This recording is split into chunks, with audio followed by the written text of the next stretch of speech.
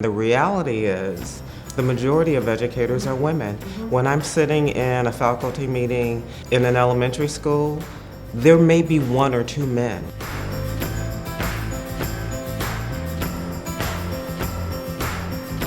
I spend time researching data on, where we are in this country with understanding the financial preparedness, the financial literacy of women.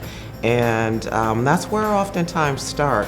And women appreciate that so much. And more importantly, what they appreciate is I speak to them in a language that they understand, which gives them the information that they need to take action.